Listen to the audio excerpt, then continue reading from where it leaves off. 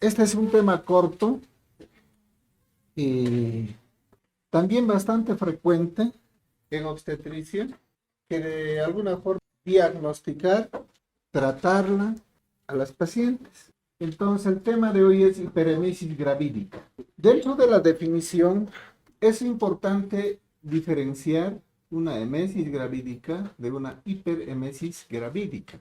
Todo esto es en base a la clínica. Nada de laboratorios, ecografías, nada, es clínica.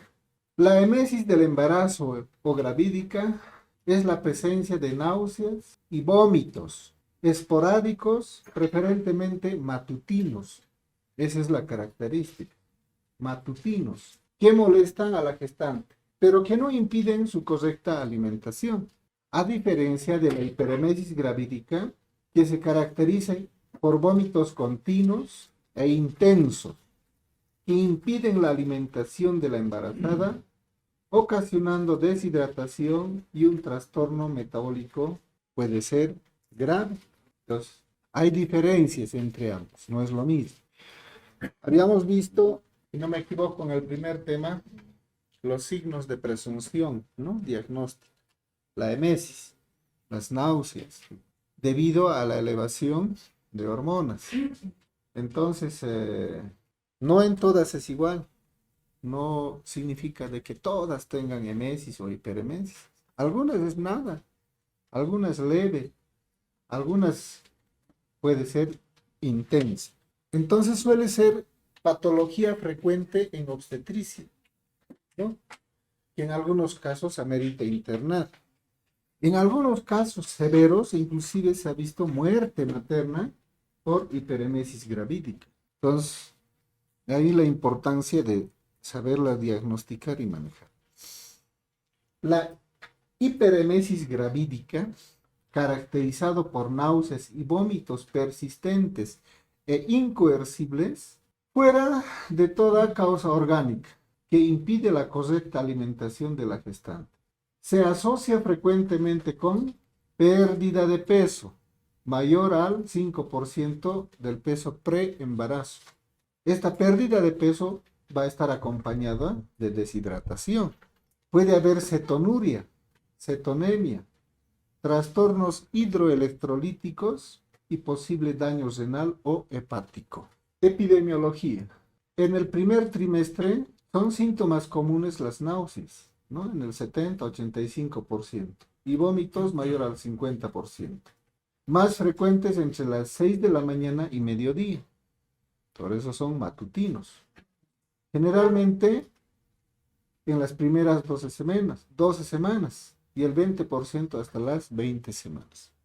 Es común, va a ir a la consulta cualquier paciente en su primer control, estoy con náuseas, no me va a dar vitaminas y eso, ¿no? Entonces hay que explicarles ahí a las pacientes que las náuseas del embarazo, los vómitos, duran máximo, ¿no? Hasta las 18, 20 semanas y después suele normalizarse.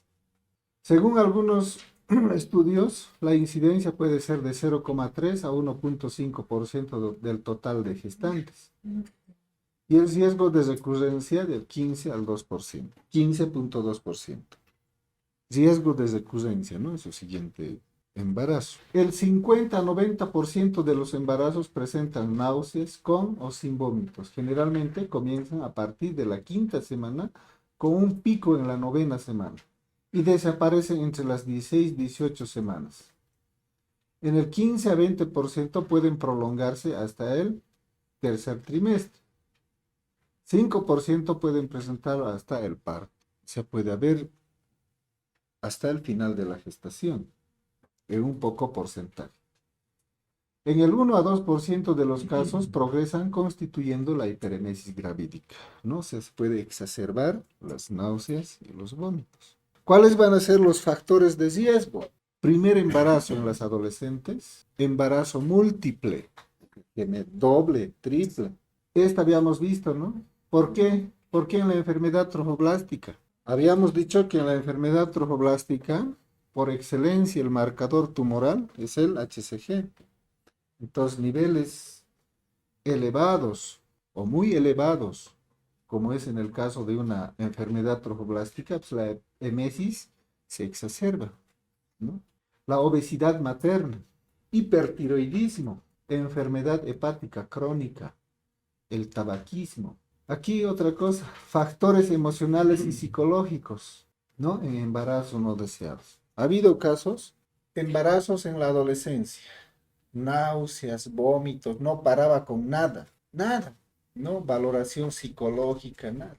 Llegando al fondo del problema, había sido que el adolescente no avisó a sus papás, o sea, no sabían sus papás. Y ese era el estrés emocional que le estaba causando las náuseas. Bueno, y una vez que se le informó al papá, a la mamá, se les hizo entender todo, como si fuera magia, desapareció las náuseas. Y ya también al revés, en las mamás mayores, 35, 30 años, igual no paraba las náuseas. ¿Cuál había sido la causa? Bueno, haciendo su valoración psicológica, la mamá había tenido deudas en el banco, ¿no? Y ese estrés no le dejaba, y no podía tratarse. Entonces, resuelto ese problema, la paciente mejoró. Entonces, es bien importante los factores emocionales. Ahora, en ustedes tal vez el examen, ¿no? Mañana se viene el examen, tengo teoría, práctica, qué sé yo, ese estrés les puede generar o hacer que se exacerbe una emesis del embarazo. Entonces, el factor emocional, psicológico es súper importante. Esto, feto de sexo femenino, teóricamente es más intenso. Debe ser por el nivel hormonal, ¿no? Todo es estrógeno. Bueno, entonces no hay una causa específica de la emesis, la hiperemesis. Es multifactorial. Factores hormonales, niveles elevados de HCG, ¿no? Estimula la secreción del tracto gastrointestinal superior y estimula la función tiroidea. Niveles de estrógenos elevados, enlentecimiento del tránsito intestinal, niveles elevados de progesterona. No se olviden que la hormona del embarazo es la progesterona. Este produce la relajación muscular del músculo liso uterino y también intestinal, porque es músculo liso. Y eso hace que el peristaltismo intestinal sea más leve, más retardado, el vaciamiento gastrointestinal es más lento. Puede haber también factores gastrointestinales. Esto pareciera no importante, ¿no? Pero sí hay que saber para explicar a las pacientes, para hacerlas entender. Factores gastrointestinales. Habíamos dicho que la progesterona principalmente produce relajación del músculo liso. Esto va a hacer que se modifique la motilidad del esófago, estómago e intestino, enlentecimiento del tránsito. Va a haber una disminución del tono del esfínter esofágico. Produce pirosis, favorece vómitos, retraso del vaciado gástrico. El 90.5% puede haber cero positividad para el Helicobacter pylori. O sea, si una paciente ya de por sí tiene una gastritis con Helicobacter pylori, factor de riesgo, ¿no? Factores psicológicos, consecuencia del estrés, personalidad infantil. No, aquí no hay ni uno. Y dependencia excesiva, la depresión, estrés psicosocial o conflictos maritales. Esto creo que puede ser grave. Otros, ya algunas anomalías o patologías hepáticas, alteraciones del metabolismo lipídico, cambios en el funcionamiento del sistema nervioso autónomo para adaptarse a la gestación, déficit de vitaminas o de oligoelementos, ¿no? Otros factores. La clínica, o sea, el diagnóstico es en base a esto, ¿no? Al inicio del cuadro, la sintomatología suele ser tolerable. Al inicio, dijimos a la quinta semana empiezan los síntomas, puede ser tolerable. Náuseas, vómitos intensos de predominio matinal, cialosea, modificaciones del apetito y del gusto. Si hay mamás aquí, han debido tener estas molestias. Sensibilidad aumentada para determinados olores, epigastralgias y a veces síndrome de Mallory-Weiss. Entonces, a consecuencia de los vómitos explosivos, puede haber un desgazo de la mucosa a nivel del esfínter esofágico, ¿no? Inferior. Y se va a acompañar con vómitos sanguinolentos. Aliento fétido o con olor a frutas. Esto a consecuencia de la cetosis. Pérdida de peso y signos de deshidratación. Estos signos de deshidratación, como que, por ejemplo, en las EDAs, ¿no? Deshidratación leve, moderada, severa. En los adultos puede haber relación igual esos signos. En situaciones graves puede aparecer inclusive síntomas neurológicos, encefalopatía, ictericia ya por mal funcionamiento hepático, hipertermia por deshidratación.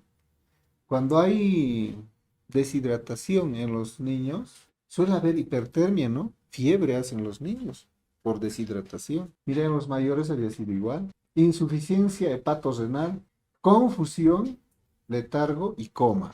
Puede ser grave. Hiperemesis gravídica con trastorno metabólico leve. Va a haber una pérdida de peso corporal menor al 5%, con deshidratación. Síntomas: vómitos persistentes, pero tolerables. Piel y mucosas secas. Así podemos encontrar en la piel. Agía con trastorno metabólico moderado. Vamos a encontrar signos de deshidratación y pérdida de peso entre el 5 y 10%.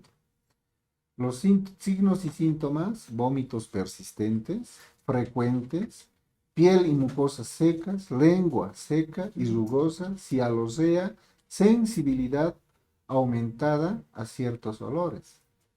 Entonces, cuando ustedes vayan a la emergencia, valoran a los pacientes, tienen que ver estos signos, síntomas, ¿no? Preguntar a la señora, hoy cuántas veces vomitó, ¿no? Revisar la piel, las mucosas, igual acá.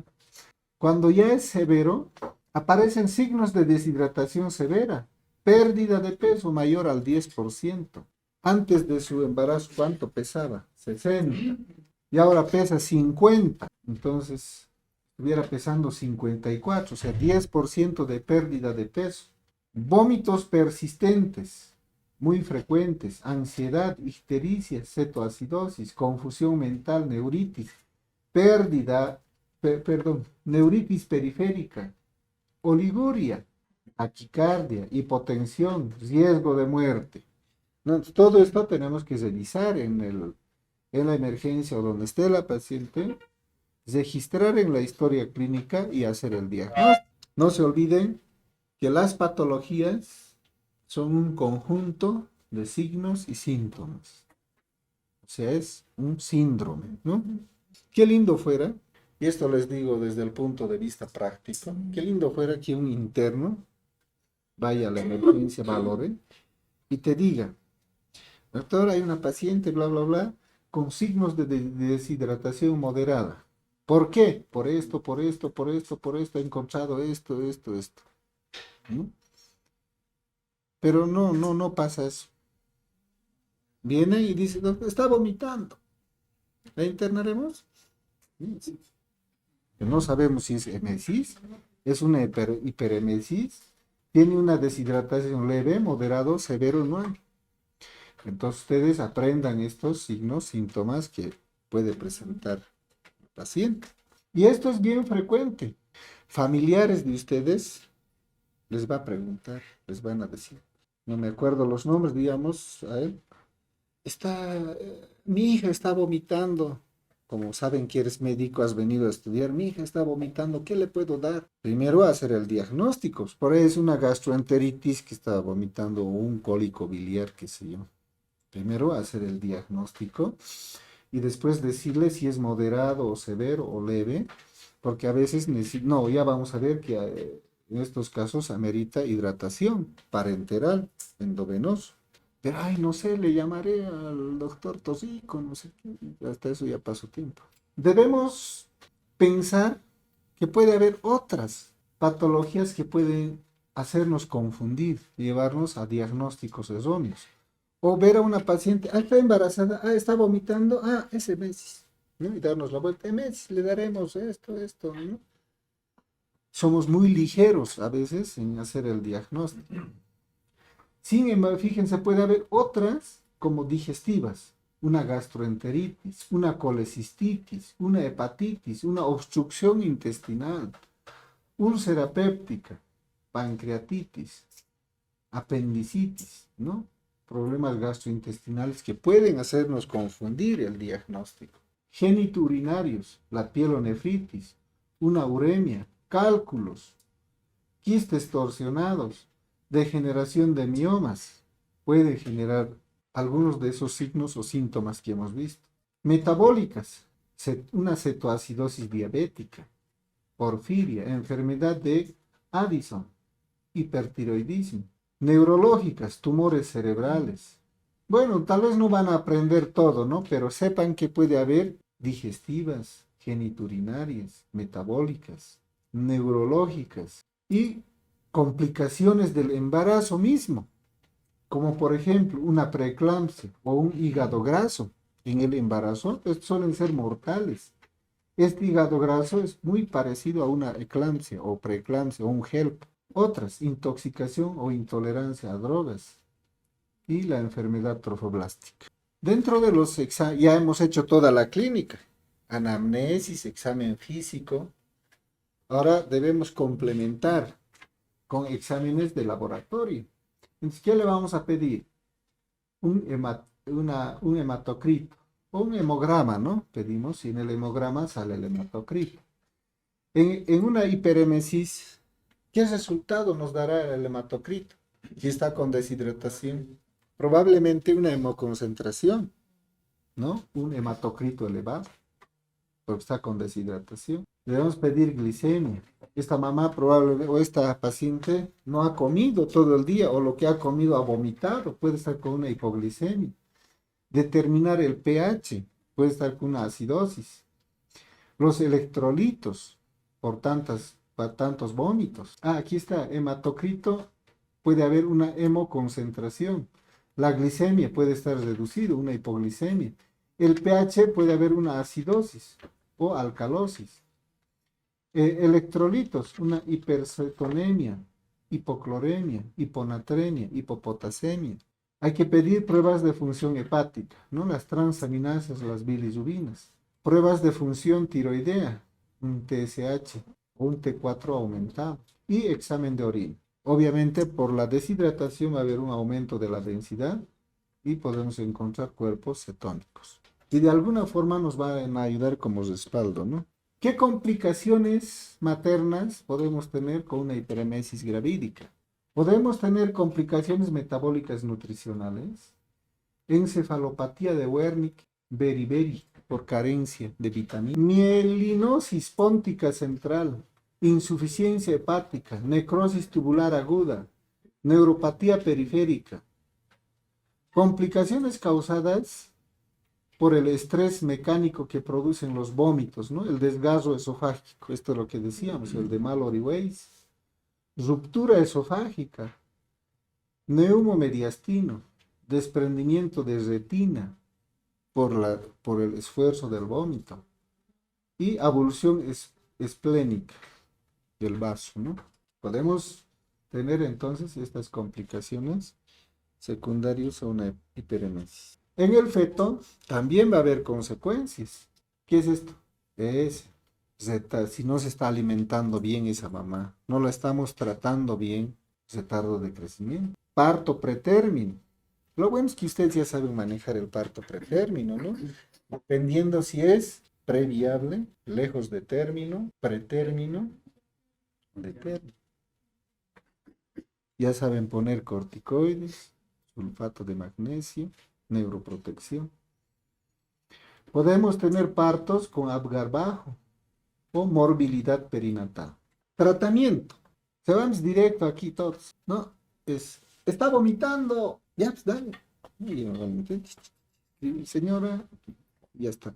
Sin embargo, Los objetivos del tratamiento deben ser corregir la deshidratación y mejorar los síntomas agudos. Dependiendo, ¿no? Si es leve, le daremos una buena orientación y probablemente esta deshidratación la va a corregir en la casa, más medicación. Pero si es un moderado o severo, probablemente requiera una hidratación parenteral. Esto es importante, pero van a ver ustedes que cuando vayan a sus hospitales, a su servicio rural, ustedes van a ser los médicos, la enfermera, el psicólogo, ustedes son todo. Los tienen que hacer este apoyo de psicoterapia. Si es que hubiera, corregir el desbalance electrolítico y la función renal. La función renal hidratando, pues no, necesita hidratación. Y luego la terapia medicamentosa. Lo primero y fundamental yo creo que es esta, ¿no? Medidas higiénico-dietéticas. Esto deben recomendar. Comidas fraccionadas y frecuentes. Comidas frecuentes y fraccionadas, ¿no? De pequeña cantidad, aunque sea todo el día, pero frecuentemente. Eso es importante. Esto puede ser pregunta de examen. Porque esto sí es aplicable en la parte práctica. Dieta rica en hidratos de carbono y pobre en grasas y proteínas. Esto es para conocimiento nuestro, pero no le vamos a decir esto a la paciente, ¿no? Señora, va a digerir dieta rica en hidratos de carbono y baja en proteínas. Las pacientes no saben qué es eso. Evitar alimentos líquidos y calientes. Debemos recomendar sólidos y fríos. Si alguien aquí ha ido a la práctica, bien las pacientes y les recomiendo, señora, los jugos o fresco o agua que tome, de a sorbitos, bien refrigerados, va a ir tomando durante el día. Le han dicho que sí les mejora. Evitar condimentos, bebidas con gas, alcohol, drogas y olores desencadenantes. Y apoyo psicológico. Aquí el esposo, la pareja, el novio juega un rol importante. Ya sabe cómo tranquilizarla. La medicación. En los hospitales les dan complejo B. Sin embargo, la necesidad es esta, la B6 o piridoxinas, ¿no? Esta vitamina B6 tampoco es específico para la emesis o hiperemesis. La literatura reporta de que el uso de esta B6 ha sido experimental. En un naufragio largo, los tripulantes han entrado en carencia nutricional y avitaminosis. Y estos tripulantes presentaban los mismos síntomas de una hiperemesis, náuseas, vómitos, los síndromes neurológicos. Y a estos tripulantes se les ha medicado con B6, la vitamina B6, y han mejorado, han mejorado. Entonces, de esa forma, a las mamás han dicho, usaremos la B6 para tratar la emesis del embarazo, o la hiperemesis. Por eso que se usa la B6. No es específico, pero sí se usa. Pero en los hospitales van a ver ustedes que usan el complejo B, que no es necesario. ¿Por qué usan el complejo B? Porque es lo único que hay. Sepan ustedes de que lo que necesita es la B6. Y los antieméticos, ¿no? La metoclopramida viene en comprimidos y en ampollas de 10 miligramos. La vida media es 8 horas. Los debemos dar cada 8 horas. Ahora, ¿cómo actúa la metoclopramida? Tiene una acción central y periférica, ¿no? La acción central va a bloquear las náuseas, esas ganas de vomitar. En cambio, la acción periférica va a mejorar el tono del esfínter esofágico y el peristaltismo intestinal. Ahora, todavía en mi residencia, cuando estaba haciendo la especialidad hace años atrás, no tan hace años atrás, lo único que podíamos dar era la metoclopramida, ¿no? O el dimenhidrinato, deben conocer, viene como Gravol, ¿no? Venden en las farmacias para los viajes, para los niños en las flotas que vomitan, también toman eso. Lo único que podíamos usar era eso. Pero ahora apareció, no ahora, ¿no? Sino que se hizo común utilizar el ondansetron. Es un antiemético, pero que tenía más uso en oncología. Pero actualmente se usa el ondansetron también en algunos casos cuando no está funcionando los antieméticos habituales que tenemos. Ahora, esto también es importante saber. Doctor, dice que había vomitado ayer 2 veces. ¿La internamos? Es que así nos preguntan. Pero eso no es pues criterio de internación. Entonces, esto es importante saber. Cuando tiene una duración prolongada de los síntomas, 2 semanas, 3 semanas, no mejora. Una pérdida de peso objetiva mayor al 5% del peso pregestacional. Cuando encontremos deshidratación clínica, si encontramos alteraciones hidroelectrolíticas y deterioro nutricional o metabólico progresivo.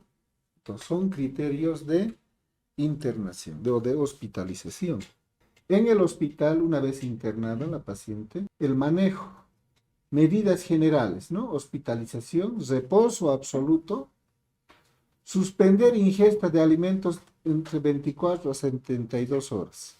NPO, hay que hacer un balance hidroelectrolítico, peso al ingreso y control diario del peso, realizar exámenes auxiliares y psicoterapia de apoyo. Esto, ¿no? Hidratar, sueroterapia, de 2000 a 3000 cc en 24 horas según estado clínico y peso corporal. El requerimiento basal es 3000, ¿no? Pero no en todos. Por eso ponen de 2000 a 3000.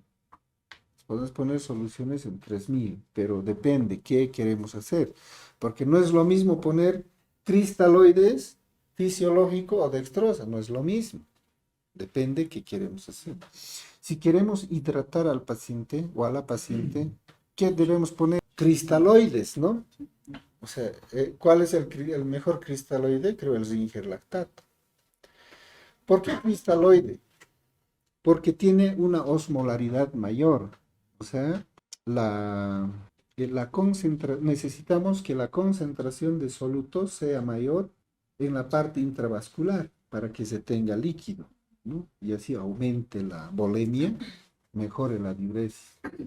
En cambio, si le ponemos fisiológico, o sea, una vez podemos poner después fisiológico. El fisiológico, como es isotónico, no se queda en el espacio intravascular, sino que se disemina, porque es isotónico. Alternando sueros, ¿no? Fisiológico con glucosados al 5%. Tenemos que conseguir una diuresis mayor de 1000 cc en 24 horas. ¿Cuándo se dice oliguria? 450, ¿no? En 24 horas. Entonces, una oliguria también es un signo de deshidratación. Los fluidos endovenosos deben ser retirados cuando se resuelva la cetonuria y tolerancia oral a líquidos. Para evitar alteraciones neurológicas se administra vitamina B6, piridoxina, no dice complejo B. En el examen voy a poner, ¿no? Se da complejo B, vitamina B6, vitamina E, ustedes van a poner complejo B y listo. Y también utilizamos la vitamina C. B6, en la solución ponemos 2 ampollas de B6 y una de vitamina C. Listo. No usamos B1, tampoco, ¿qué otro he visto por aquí?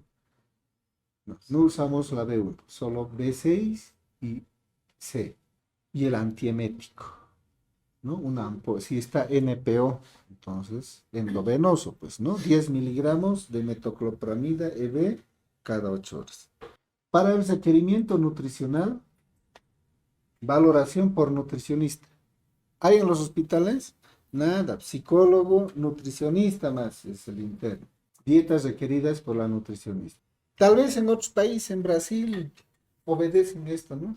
Aquí, en otros hospitales, es una olla común. ¿Qué dieta hiperproteica, dieta blanda, dieta no sé qué, dieta para diabético? Nada. Todos los pacientes el mismo plato, los médicos igual, el mismo plato, internos. Para todos es igual. Nuestra cocinera es una señora de la cancha, así que ella, todo, no hay diferencia. En el tratamiento farmacológico generalmente se suele asociar un antiemético, un antiácido y las vitaminas. ¿Qué antiácido? No miren el pizazón. De elección la ranitidina.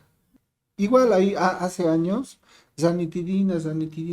No, omeprazol no pueden dar porque es teratógeno, no sé qué nada. Actualmente sí se puede usar el omeprazol igual, ¿no? Entonces, es lo que les decía, también existe diminhidrinato endovenoso, podemos dar cada 8 horas. O metoclopramida, igual cada 8 horas. Y de un antiácido, ranitidina, 50 EB cada 8 horas, ¿no? Una vez que se ha resuelto, entre comillas resuelto o mejoró el cuadro, se puede ir a la casa con esto y esto vía oral. Esto es lo mismo, los medicamentos. Habíamos dicho piridoxina, metoclopramida, eso es nada que ver. Aquí está el ondansetron. El resto, pues, entonces de esto lo recuperable es la piridoxina, metoclopramida, ondansetron. Esas. ¿Será que ya la podemos dar de alta? ¿No? Y no, doctor, es que ayer ha vomitado una vez, pero tiene que haber criterios de alta, ¿no? Entonces dice paciente con 48 horas asintomático, con dieta general, curva de peso en ascenso, correcta hidratación.